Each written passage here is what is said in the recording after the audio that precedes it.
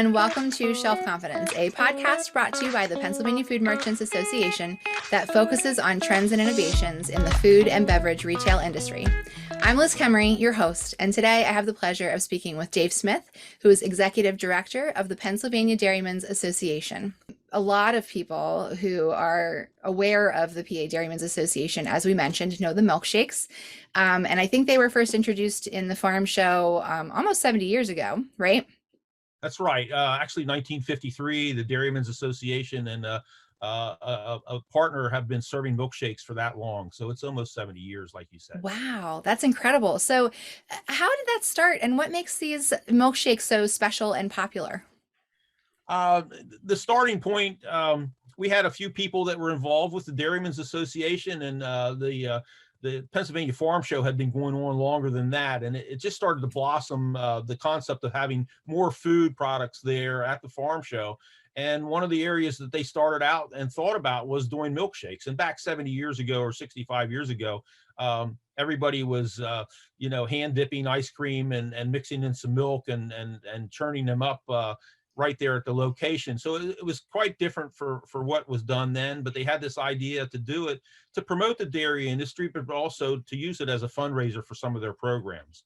So it's been ongoing for a long time. It's been very, very successful for us to see it blossom and grow in the way it has. In the last couple of years, you guys have taken those milkshakes on the road, and you've also expanded into your own ice cream line. So it's very cool to see the expansion. And what has it meant to sort of like increase that accessibility and to make some of those community connections? Yeah, that's a great question, and there's some irony to the way that we've seen some things grow over the last several years. We had an outside external consultant come to our board of directors and led us through a strategic planning session for a day or two.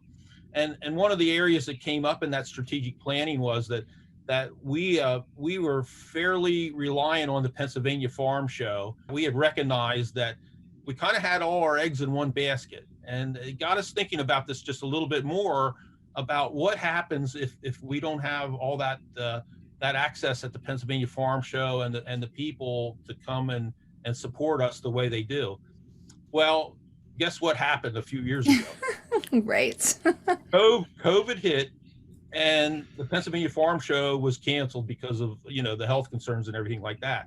So we were already working in that direction, and within a year or two of our strategic planning, which we had already put in motion to put some things on the road, the reality that hit very, very quickly.